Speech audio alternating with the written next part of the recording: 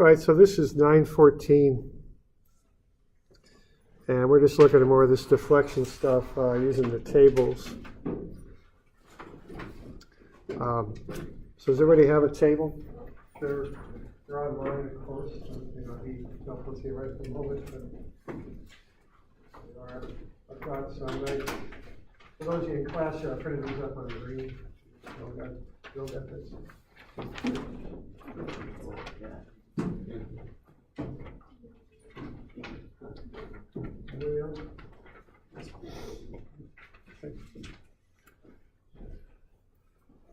Okay, so this is a cantilever. This is actually the one we did with calculus.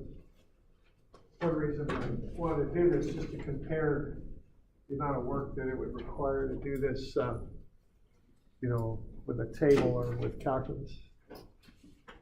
All right. So it's the same one that we did, I think it was Friday with calculus.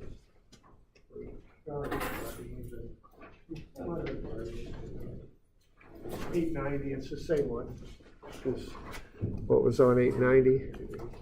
Okay, so have a look at the cantilever side of the tables. All right. And see if you can find this. Does everybody have a set of the tables?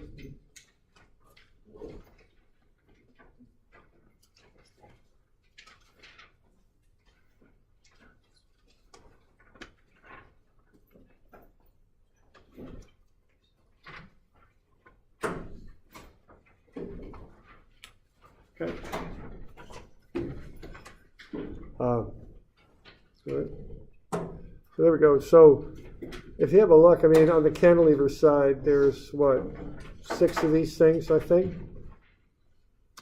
And you can notice there that we don't have something that looks like that. So, you know, we did a basic one from the tables on Friday. I just want to do a couple more advanced ones from some of these situations you might run into. And there's some ways you can use the tables to get to what you want. You know, you can imagine, I mean, this is somewhat of an abbreviated version what I've made for you here. You know, and as I said, I wouldn't even use this, you know, for real. I'd get in a textbook or get online, get a better and more complete one than this. And one that's, you know, vetted and all that. But, you know, there's so many things they're going to show you on a table. I mean, you know, there's just so many possibilities they can come up with. So sometimes you have to get a little bit creative in how you use the tables. So can you think of a way to use the tables to figure this one out, be a little creative with them? You will have to stay on the cantilever side, you know. But is there a way to use these to get to be able to solve this thing out?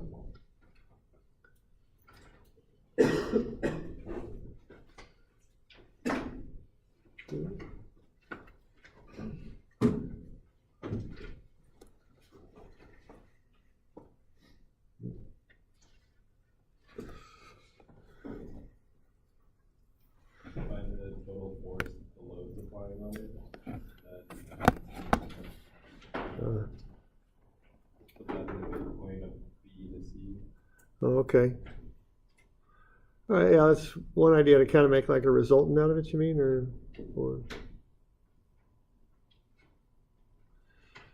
yeah, you got to be careful. You can't go from a distributed load to a point load if you're thinking along those lines. That won't quite work. I see where you're going with that. That would get you a decent approximation, and then use that second case, I think is what you're thinking about. Yeah, that's not going to quite do it. It's good idea, but as I sometimes tell my kids, it's a great idea, just didn't work. So it's good thinking though. And you can't simplify it that much. If you take this and turn it into a resultant load, it doesn't quite mimic this effect, because what this is going to do, it's going to bend the thing down, and it's going to cause kind of a parabolic curve there. Whereas if you went with this simplification, what you would get, you get that downward bend pretty well, I think, but then you'd get a further bend until you hit that load, and after that it would be straight. You know, so I don't think it's going to quite get it. Might get you close, but I don't think it'll quite get it. I'll get you a little hint here. What if we start off with case number 3 there for a distributed load over the whole thing? So you start with that. What could you do to take that and end up and use another case on the tables and get back to what we got here? What might the approach be? Let's see.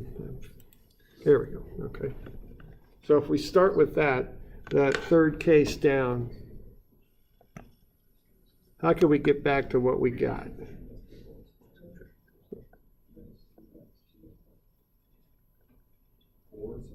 Yeah, it's number 4. And what do you do with number 4? Yeah, you subtract it. Okay, so that's another approach on these. Okay, this is the one little trick you can use.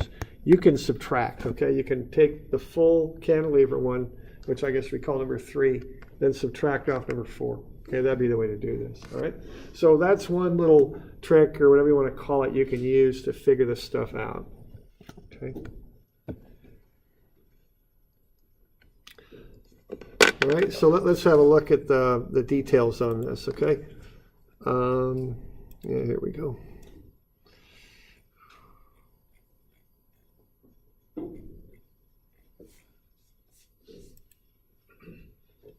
All right, and I've got the formulas for you down below on your handout, I think, anyway.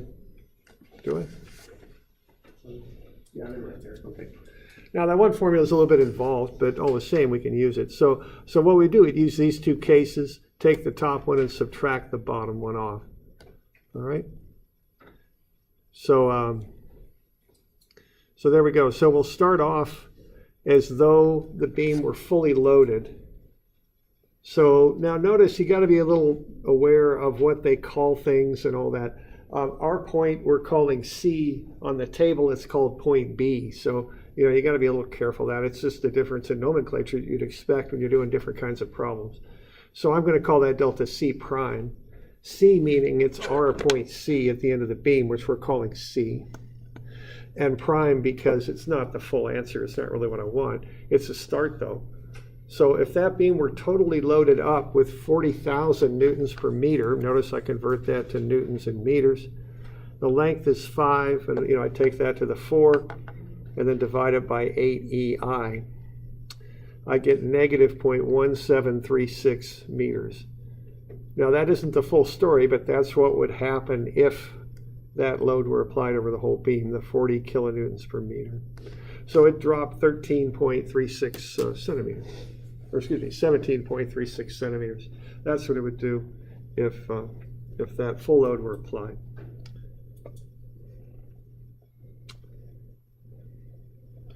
And then the next bit on this would be to do the subtraction part, okay? So you start with that, and then the subtraction part is right here.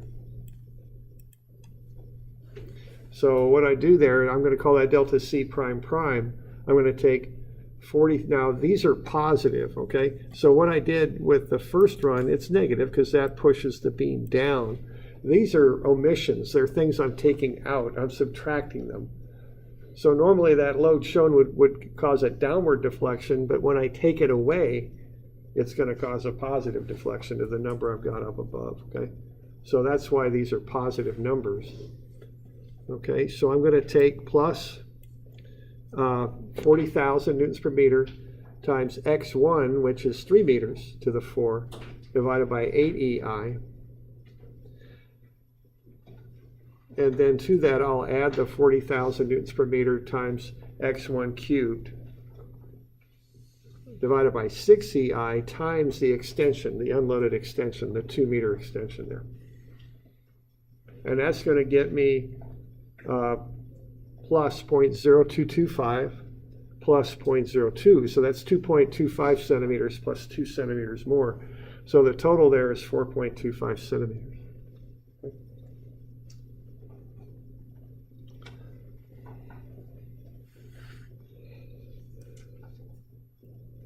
All right.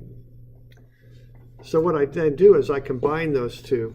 if the thing were fully loaded, it would go down 0.1736 meters, but it's not. So it's going to rebound up 0.0425 meters. So I just take the difference, and that'll get me the deflection.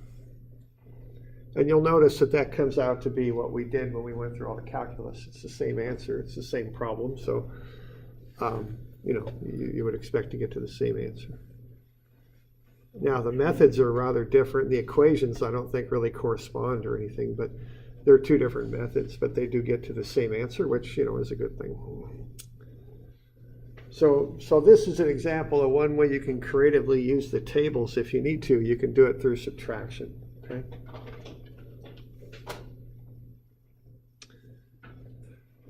All right, now that's kind of a fairly straightforward, you know, thing you could do if the opportunity arises. And I'll get you a homework problem that employs that method, I think.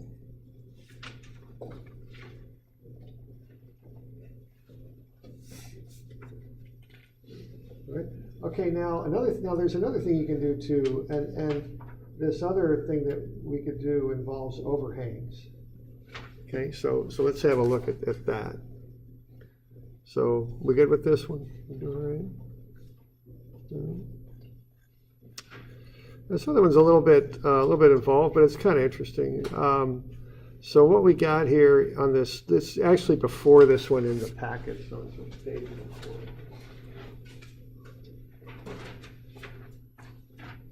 It's 910.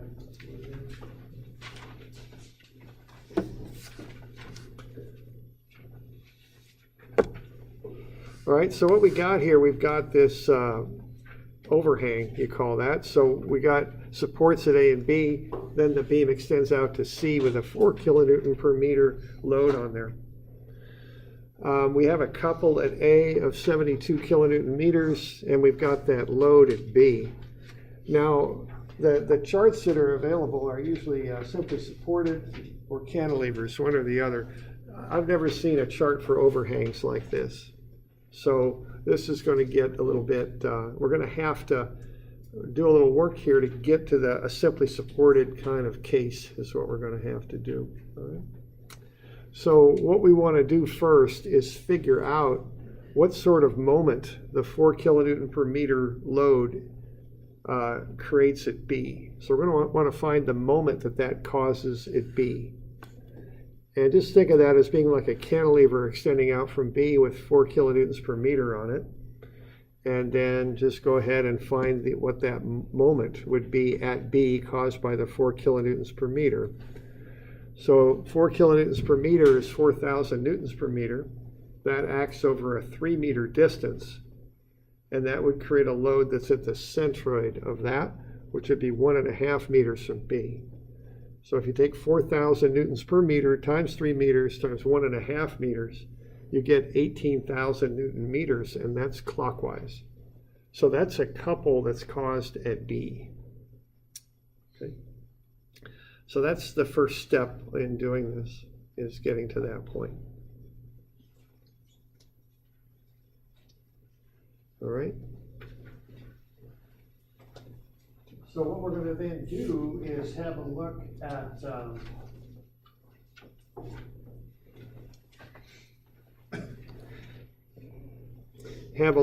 the simply supported beam tables there when there's a couple applied. And that's the last case down there at the bottom, the 6th one down at the bottom.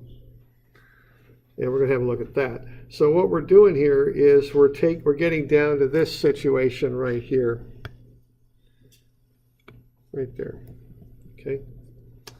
And our goal is to find the slope at B and the deflection at C.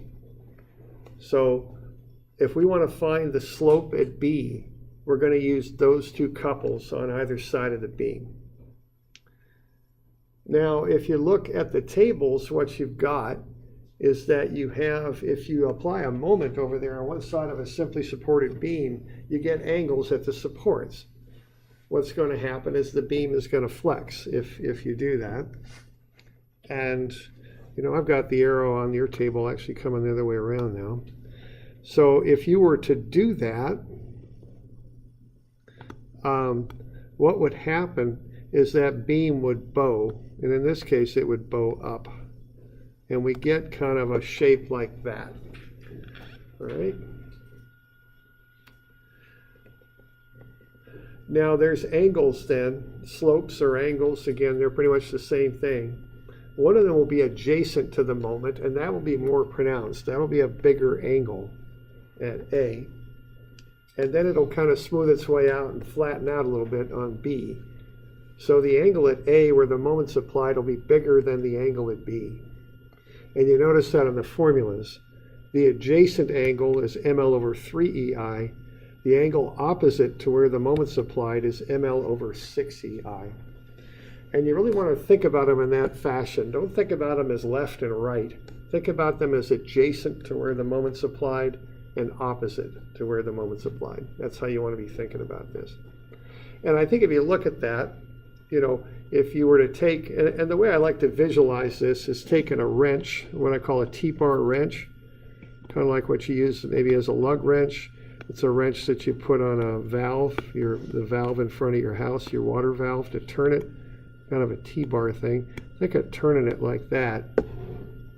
Okay, if you kind of turn it, that's going to bow this side up at A pretty dramatically, and then it'll kind of flatten out as it gets over to B. That's what would happen there, I think. Okay. So the angle adjacent to where you turn that couple in is going to be bigger than the one on the far side.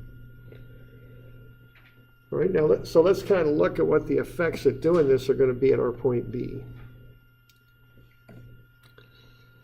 All right, so let's have a look here. Now the 72,000 is opposite from B, so that'll be ml over 6EI. So I just take the moment, the 72,000 Newton meters, times 6 meter length, divided by 6, divided by E, divided by I, and I get negative 0.0045 radians. Okay.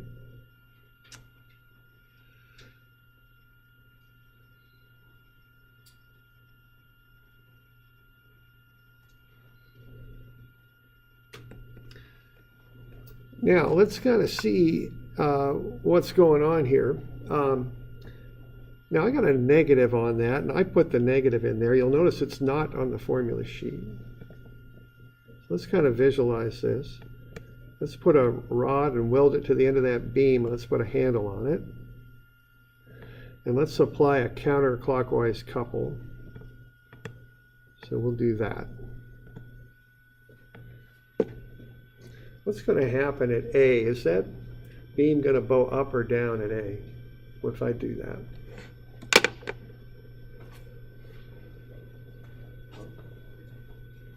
So if I've got a beam here, and what I'm going to do, I'm going to turn this side. Let me put my hand in there big enough to do this. But if I turn my hand to note that couple, which way is that beam going to bow? It's going to go up, right? You're good at that? Okay. Yeah, it's kind of like that. All right, so if that side where this wrench is bows up, it's going to do that, right? So what that means is this angle here at B is going down and to the right. So that's a negative. Okay. Now how about the one at B? If you apply that couple, what's going to be the sign on the angle there?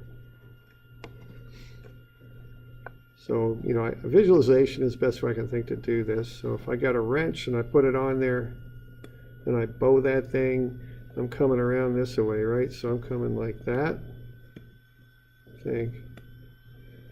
So if I do that on the wrench, what's going to happen to that beam at B? Okay. You know, they got those little plastic rulers here. You can actually do this. It's going to be a little better than 6 to 8. But see what I'm doing there? I'm kind of turning this way. See what's happening? Okay. So that beam's going to be pointing down again. Okay. That's where that negative sign comes from. It's going to be more pronounced there. It's going to kind of flatten out on the far side. Like so. That's not too good. There we go. All right. So again, that's where those negative signs come from, okay? just looking at it and kind of doing that visualization. That's about the best trick I've got for the doing of that. I don't know of a little mathematical way to do it. I don't really know that. So that's about what I got. I don't know, I guess there's other ways you could look at it, but anyway, we'll just kind of go with that. All right, so they're both negative, so we're going to add those together and get a negative 0.00675 radians. So that's the total angle at B, right? Caused by those couples.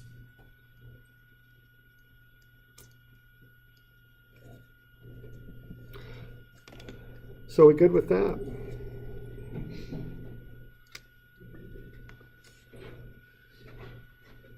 So that's the total angle in radians. Now it's a slope or an angle in radians. For these small angles, those are equivalent things.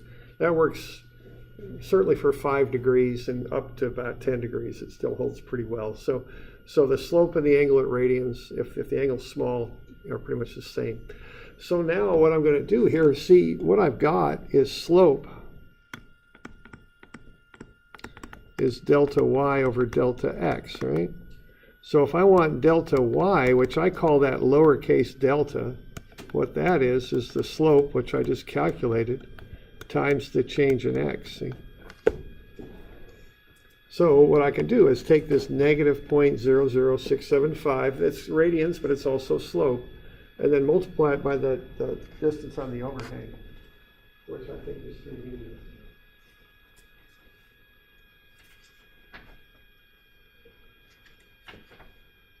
It's 3 meters, okay? And if I just multiply those together, I'm going to get how far that point at the end, C, moves. I'm going to call that delta C prime. Okay, and it goes down a little bit more than 2 centimeters, 0.0225. But there's more going on than just that couple. See, the couple there is part of the story, but it's not the whole deal. Because the other part of the deal is that overhang there has a distributed load on it. And that's going to make it deflect downward too. It's not just the couple that it causes, it's also the load itself. Okay, if you look at just the effects of the couple, what happens there is you're at A, and then you got B, and you come up, and then you go down at a straight line. This is what the couple does, all right? But if you look at the effects of the distributed load, that's going to cause it to have kind of a parabolic curve bending down like that, okay? If you took a diving board and just kind of stacked sandbags on it as you worked your way out, it would bend down, okay? Irrespective of that angle at the support. So we can figure that out too. Now the best way we can do that is to look at this as being a cantilever support. So we're going to model it, which remember, that's always what we do in engineering, even though we don't always realize it. Okay? We just come up with these mathematical models and we try and figure out, get our best shot to figure out what's going to happen. So and our best way we can do that is to model that as a cantilever support. Okay? That beam extending over that roller there. So what I would do for that last little bit is add that in there. I'm going to call that delta C prime prime. So that'll be minus 4,000 newtons per meter times the distance of 3 meters divided by 8EI. And that's coming from the cantilever table now. The third case down there for a cantilever. And that comes out to be negative 0.00253 meters. So to get the total deflection, I add those two effects together. The effects of the angle at B, which I then multiply by the delta X. And then I add in that curving action too, caused by the distributed load.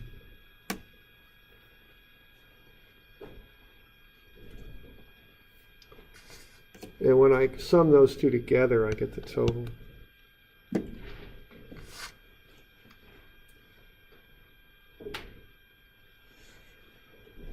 You got any questions on that bit? Yeah. Will we have something like this on the test, like a copy of this, or? Oh yeah, you'll get a copy of the deflection table. See, on the test, you get the normal formula table plus the deflection tables too. Yeah, you know, you could, I'll probably give you some sort of deflection deal. You could solve it any way you want, but don't try and do the dang thing with calculus. That's just a mess. So don't, just use the tables, get familiar with them, you know. Okay.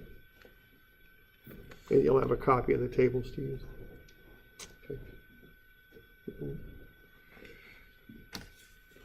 right, so that's a bit on deflection. Okay.